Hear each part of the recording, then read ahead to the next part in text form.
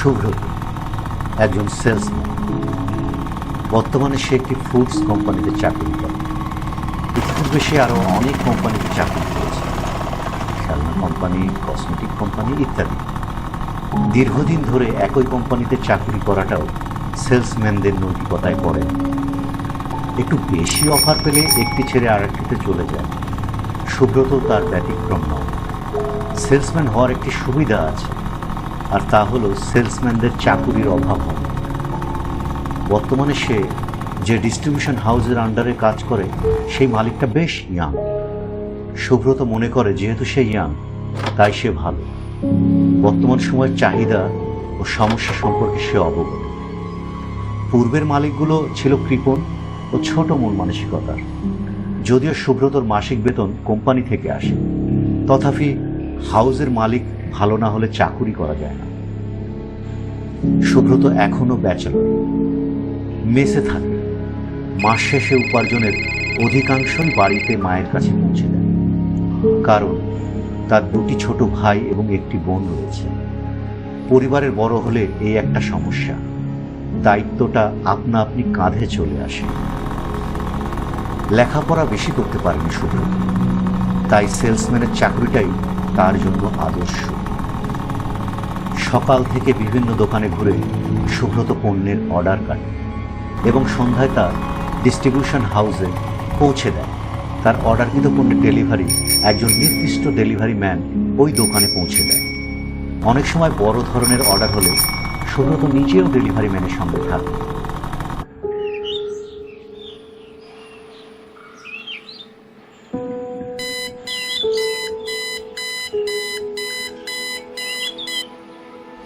June মাসের ২৬ তারিখ চলছে। এখন পর্যন্ত সুব্রতর সেলস টার্গেট পূরণ হয়নি, তাই সে একটু চিন্তিত। তার এলাকায় মোট আউটলেট সংখ্যা ২০০ এর কাছাকাছি এবং আউটলেটগুলো প্রত্যন্ত অঞ্চলে। এর জন্য তাকে অনেক খাটুনি করতে হয়। মোটরসাইকেল চালিয়ে এক দোকান থেকে অন্য দোকানে সে অর্ডার কাটতে থাকে। যদিও মোটরসাইকেলটি তার নিজস্ব নয়, কোম্পানি দিয়েছে। যতদিন এই কোম্পানিতে আছে ততদিন চালাতে পারবে। এই জন্য সুব্রত কোম্পানির নিকট কৃতজ্ঞ বটে। যাই হোক, ২০০-র কাছাকাছি আউটলেট হওয়া সত্ত্বেও মাস শেষে টার্গেট পূরণ করতে তার সমস্যা হয়, কারণ সবাই সবসময় পণ্য ক্রয় করে। সুব্রত মনে মনে ভাবে এখনো প্রায় ৪০,০০০ টাকা বাকি টার্গেট পূরণ করতে। কি যে করি, টার্গেট পূরণ না হলে কোম্পানি বেতন দেবে না। না, এই চাকরি করা যাবে না। এটি তার জন্য নতুন কোনো বিষয় না। এর আগেও এমন ঘটনা ঘটেছে, কিন্তু বেশিরভাগ ক্ষেত্রেই দেখা গেছে যে একেবারে মাসের শেষের দিকে দু একটি বড় সেলসের কারণে মাসিক টার্গেট পূরণ হয়ে যায়। সুব্রত সেই আশাই করছে। বিকেল গড়িয়ে প্রায় সন্ধ্যা ঘনিয়ে আসছে। সুব্রত মোটরসাইকেল চালিয়ে ডিস্ট্রিবিউশন হাউসের দিকে অর্ডার নিয়ে ফিরে যাচ্ছে ও মনে মনে সেই বিষয়ে চিন্তা করছে। এমন সময় তার মোবাইল ফোনটা বেজে ওঠে। মোটরসাইকেল থামিয়ে সুব্রত কলটা রিসিভ করল।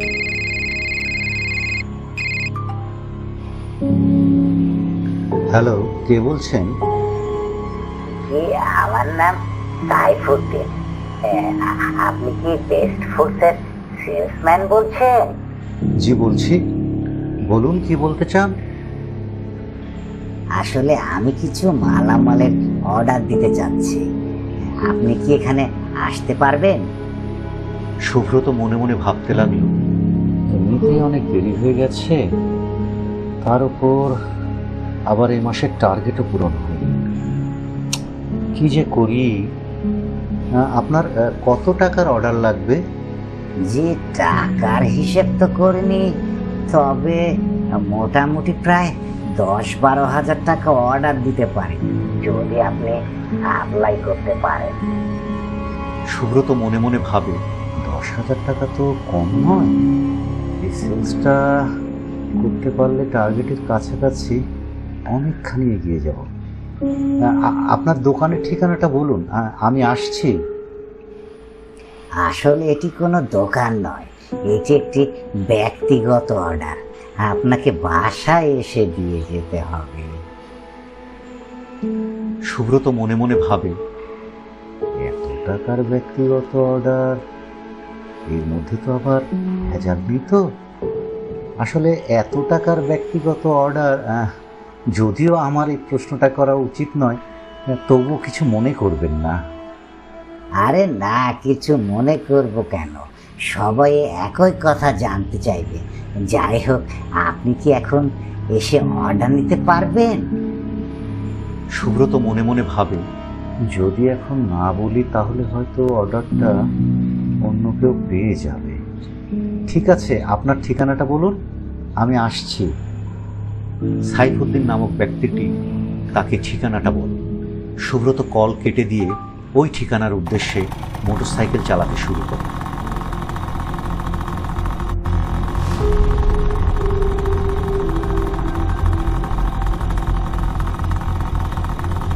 কিছুক্ষণ পর সে ওই ঠিকানায় পৌঁছে যায়। এর আগেও সুব্রত এই জায়গায় কয়েকবার এসেছে, কিন্তু আজকে একেবারেই নতুন মনে হচ্ছে। হয়তো এর আগে দিনের বেলা এসেছে, তাই তার কাছে এরকম মনে হচ্ছে। সুব্রত দেখতে পায় একটি পুরাতন জমিদার বাড়ি, যা দেখে পরিত্যক্ত মনে হচ্ছে।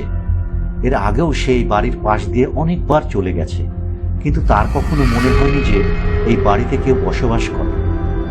সুব্রত বাড়ির মেন গেটের সামনে গিয়ে দেখল লোহার দরজাটা বন্ধ, তাই সে কয়েকবার মোটরসাইকেলের হর্ন বাজাল।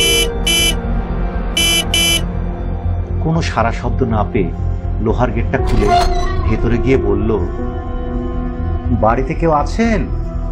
আমি বেস্ট ফুডস কোম্পানি থেকে এসেছি। কিছুক্ষণ পর বাড়ির একটি ঘর থেকে একজন বয়স্ক লোক দরজা খুলে বেরিয়ে এলো। লোকটিকে দেখে এই বাড়ির মালিক মনে হচ্ছে না। সুব্রত ভাবল, হয়তো লোকটি বাড়ির চাকর, মালিক তাকে পাঠিয়েছে। আপনি এসেছেন স্যার, আসুন আসুন, ভেতরে আসুন। না, আর ভেতরে আসবো না। আপনি আমাকে ফোন করেছিলেন? হ্যাঁ, আমি আপনাকে ফোন করেছিলাম। আসলে আমি এই বাড়ি দেখাশোনা করি। শহর থেকে আমার মালিক ফোন করেছিলেন যে তার ছেলে মেয়েরা এখানে বেড়াতে আসবে, তারা এখানে কয়েকদিন থাকবে। তাই আমি চিন্তা করে দেখলাম যে বাড়িতে কিছু শুকনো খাবার রাখা দরকার। শহরের মানুষ তো না জানি কখন কি খেতে চায়। ভালোই করেছেন। আচ্ছা বলুন, আপনি কি কি অর্ডার করতে চান? সাইফুদ্দিন তাকে একে একে অর্ডার করতে থাকে। মাঝে মাঝে সে সুব্রতরও মতামত চাইল যে কোন আইটেম ভালো হবে। সুব্রত তাকে অর্ডার করতে সহযোগিতা করল। অর্ডার শেষে হিসেব করে সুব্রত দেখল যে প্রায় 9,000 টাকা। আপনার মোট অর্ডারকৃত মালামালের দাম 7,800 টাকা হয়েছে।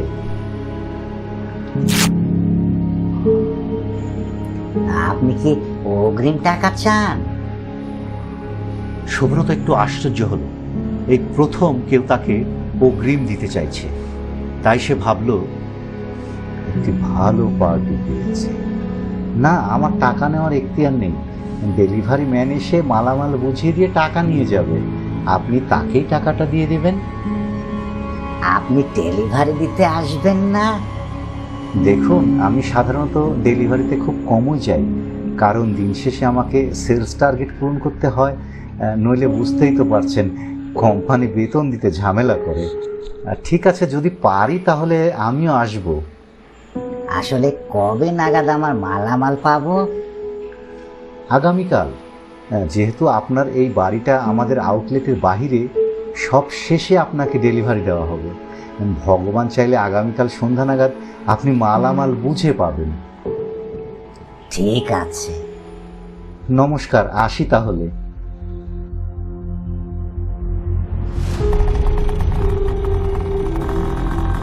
সুব্রত সেখান থেকে চলে গেল।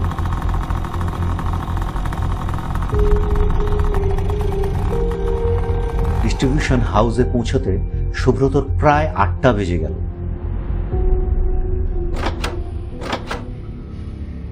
কি ব্যাপার সুব্রত, আজকে এত দেরি করলেন যে? অনেক অর্ডার কেটেছেন নাকি?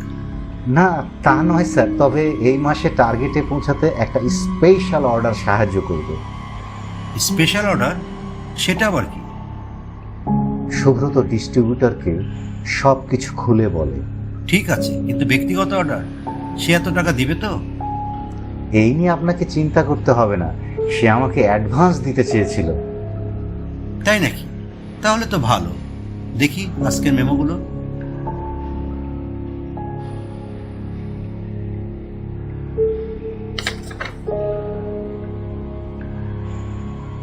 সুব্রত ডিস্ট্রিবিউটরকে মেমোগুলো দিয়ে সেখান থেকে বিদায় নেওয়ার সময় ডিস্ট্রিবিউটর বলল, আগামীকাল একটু আগে আসার চেষ্টা করব।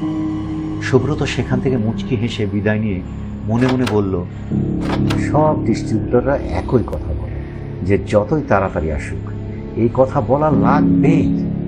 আসলে এই বিষয়ে সকল ডিস্ট্রিবিউটর রোবটিক, তারা নিজেও জানে না কেন তারা এই কথা বলে। সুব্রতর মেস ডিস্ট্রিবিউশন হাউস থেকে 10 মিনিটের পথ। প্রতিদিন সে মোটরসাইকেল ডিস্ট্রিবিউশন হাউসে রেখে সেখান থেকে হেঁটেই রওনা দেয়।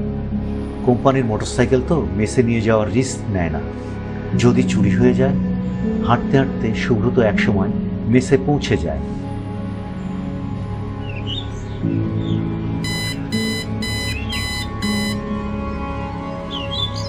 পরের দিন সকালে সুব্রত ডিস্ট্রিবিউশন হাউসে পৌঁছে হাজিরা দিয়ে অর্ডারের উদ্দেশ্যে মোটরসাইকেল নিয়ে রওনা দেয়। মোটরসাইকেলের ফুয়েল লাগবে, তাই সে একটি দোকানে দাঁড়ায়। এই এলাকায় কোনো পেট্রোল পাম্প নেই, তাই এখানে কিছু দোকানদার ফুয়েল লাইসেন্স দ্বারা মুদিখানার দোকানে পেট্রোল ও ডিজেল বিক্রি করে। সুব্রত রিফিল করে দোকানদারকে টাকা দিয়ে সেখান থেকে বিদায় নেয়। তবে সে কিন্তু ভাউচারটা নিতে কখনো ভুলে যায় না, কারণ মাস শেষে ভাউচার দিয়ে কোম্পানি থেকে টাকাটা ফেরত নিতে হয়। সারাদিন অর্ডার কেটে সন্ধ্যার দিকে প্রতিদিনের ন্যায় সুব্রত ডিস্ট্রিবিউশন হাউসে উপস্থিত হয়। সে দেখে যে ডিস্ট্রিবিউটর একটু চিন্তিত। সুব্রতকে দেখে সে বলে, আপনি এসেছেন, বসুন। স্যার, আপনাকে একটু চিন্তিত মনে হচ্ছে। হ্যাঁ, ভাবছি নিজুম এখনো আসেনি, কিন্তু তার আজকে দেরি হচ্ছে কেন? স্যার, চিন্তা করবেন না, ও এসে যাবে। আসলে আজকের শেষ ডেলিভারিটা একটু আউটলেটের বাইরে তো, তাই দেরি হচ্ছে। ও ঠিক সময় মতো এসে যাবে। হ্যাঁ, তা ঠিক, কিন্তু ওর মোবাইল ফোনটা বন্ধ দেখাচ্ছে, তাই চিন্তা করছি। হয়তো চার্জ শেষ বা ওইখানে নেটওয়ার্ক পাচ্ছে না। তা হতে পারে। স্যার, আমি কি বাসায় যেতে পারি? খুব ক্লান্ত লাগছে। হ্যাঁ হ্যাঁ, আপনি বাসায় যান। সুব্রত আজকের মেমোগুলো ডিস্ট্রিবিউটরকে দিয়ে তার মেসের উদ্দেশ্যে রওনা হল। সুব্রত রাতের খাবার খেয়ে ঘুমিয়ে পড়েছে। হঠাৎ ঘুমের মধ্যে তার মোবাইল ফোনের রিংটনটা বেজে ওঠে। ঘুমের ঘোরে সে মোবাইলটা রিসিভ করে হ্যালো বলতেই, সুব্রত, আপনাকে এত রাতে ফোন করার জন্য দুঃখিত, কিন্তু কি করব বলুন, নিজুম এখনো ফেরেনি। আপনি একটু হাউজে আসতে পারবেন? এই কথা শুনে সুব্রত চোখ থেকে ঘুম উড়ে যায়। কি বলছেন স্যার, এখনো আসেনি? আমি হাউজে আসছি।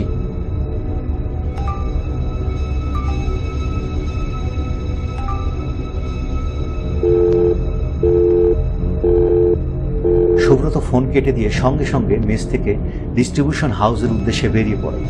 সেখানে পৌঁছানো মাত্রই ডিস্ট্রিবিউটরের সঙ্গে তার কথা হয়। আপনি মোটরসাইকেল নিয়ে সেখানে যান, দেখেন তো সে সেখানে গিয়েছিল কিনা। সুব্রত বেরিয়ে পড়ে।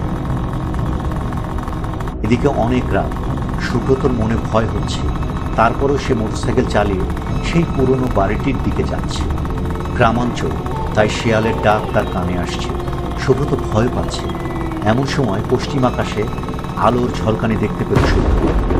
বিদ্যুতের আলোতে কিছুক্ষণের জন্য সবকিছু পরিষ্কার হয়ে আবার অন্ধকার হয়ে গেল। সুব্রত সেই বাড়িটির কাছে পৌঁছল।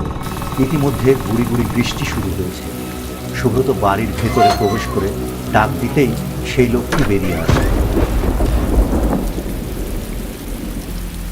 আপনি এত রাতে মালামাল নিয়ে এসেছেন? আমি তো ভেবেছিলাম আজ আসবেন না। সুব্রত একটু অবাক হল।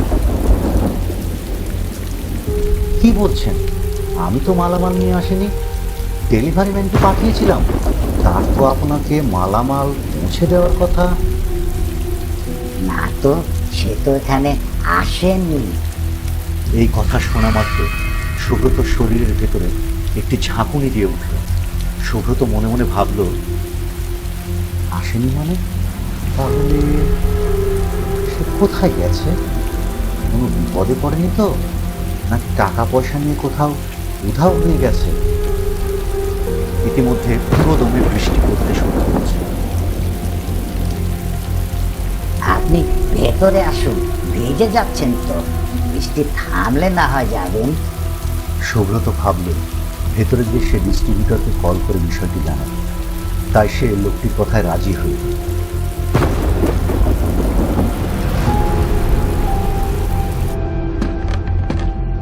লোকটি তাকে দোতলার একটি ঘরে নিয়ে গিয়ে বসতে বলল।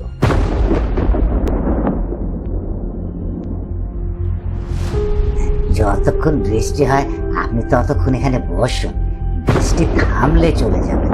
আপনার জন্য একটু চা নাস্তার ব্যবস্থা করি। এত রাতে চা নাস্তা? আপনি এক গ্লাস জল দিতে পারবেন? জি নিশ্চয়ই, আপনি বসুন, আমি পানি নিয়ে আসছি। এই কথা বলে লোকটি সেখান থেকে চলে গেল।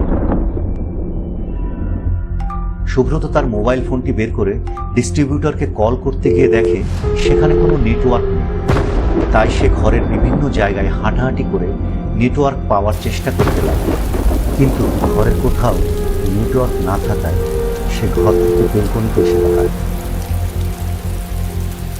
হঠাৎ বিদ্যুতের আলো এসে নিচে একটি গাছের পাশে কি যেন দেখতে পায়। সে বিষয়টি বোঝার জন্য সেদিকে তাকিয়ে থাকে, কিন্তু সবকিছু অন্ধকারে আচ্ছন্ন। ঠিক সেই মুহূর্তে আবার বিদ্যুৎ চমকে ওঠে। এইবার সে স্পষ্ট দেখতে পায় যে ডিস্ট্রিবিউশন হাউসের সেই ডেলিভারি ভ্যান গাছের আড়ালে দাঁড় করা। সুব্রতর সমস্ত শরীর ঝাঁকুনি।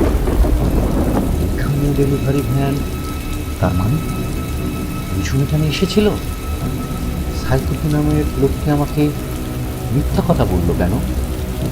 সুব্রতর আর কোনো কিছু বোঝার বাকি রইল না, তাই সে আস্তে আস্তে নিচে নেমে এল।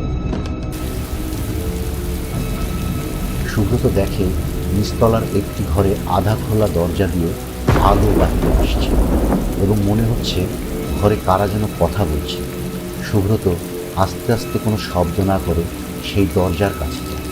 সেখানে গিয়ে সুব্রত দেখে যে সাইকুদ্দিন ও আরও কয়েকজন বসে গল্প করছে। আরেকজন দরকার ছিল, আমি পেয়ে গেছি। আমি বলেছি বৃষ্টি থামলে চলে যেতে, ঘরে বসিয়ে রেখেছি। চল গিয়ে ওকেও বেঁধে ফেলি। এই কথা শোনার পর সুব্রত যেন আকাশ থেকে পড়ল। সে তার চিন্তা শক্তি হারিয়ে ফেলেছে, তার গলা শুকিয়ে কাঠ হয়ে যাচ্ছে। সে মনে মনে ভাবে যেভাবেই হোক তাকে এখান থেকে পালাতে হবে। তাই সে তখনই দৌড় দিল। তার দৌড়ানোর শব্দ পেয়ে সবাই পেছনে তাকায় ও সাইফুদ্দিন নামের লোকটি উঠে দেখতে যায়। সুব্রত তাড়াহুড়ো করে মোটরসাইকেল উঠাতে গিয়ে মোটরসাইকেল সেখানে পড়ে যায়। মোটরসাইকেল পড়ে যাওয়ার শব্দ শুনেই সবাই বুঝতে পারে সুব্রত পালাচ্ছে, তাই সবাই তার পিছনে আসতে থাকে। সুব্রত মোটরসাইকেল ফেলে রেখে সেখান থেকে দৌড় দেয়।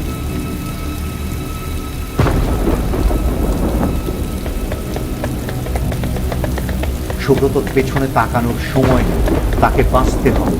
এইভাবে অনেকক্ষণ দৌড়ানোর পর সুব্রত একটি গাছের আড়ালে চলে যায়।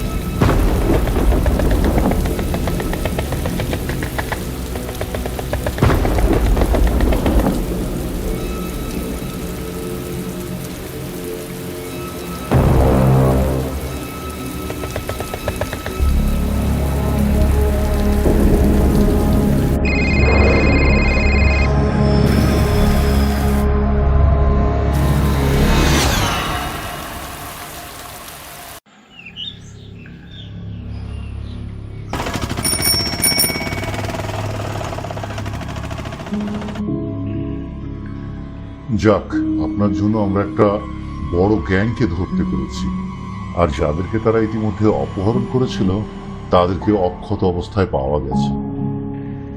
বড় গ্যাং মানে? আর আমার ডেলিভারি ম্যান সে কোথায়? চিন্তা করবেন না, আপনার ডেলিভারি ম্যান অক্ষত অবস্থায় আছে। বেচারা ভয় পেয়েছে, আমরা তাকে হাসপাতালে পাঠিয়েছি, সে ঠিক আছে।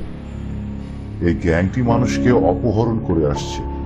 অপহরণ করে তারা তাদের দেহের অঙ্গ প্রত্যঙ্গ নিয়ে বিক্রি করে দেয়।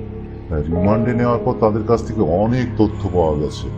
আমরা তাদের বসের নাম ও ঠিকানা জানতে পেরেছি। আজকেই তাকে অ্যারেস্ট করা হবে।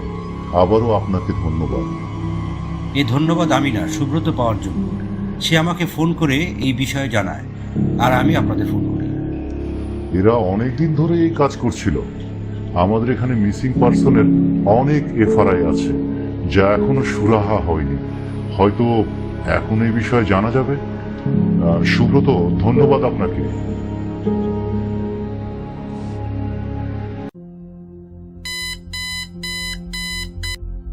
পরের দিন সকালে সুব্রত পূর্বের ন্যায় ডিস্ট্রিবিউশন হাউসে হাজিরা দিয়ে মোটরসাইকেল নিয়ে অর্ডার কাটতে বেরিয়েছে। গত রাতের ঘটনাটি হয়তো সুব্রতর স্মৃতির পাতায় চিরদিন অম্লান হয়ে থাকবে। এইরকম অনেক সুব্রত আমাদের চারপাশে ঘুরে বেড়াচ্ছে। তারা জীবন সংগ্রাম করছে। আমরা কজনই বা তাদের নিয়ে চিন্তা করি?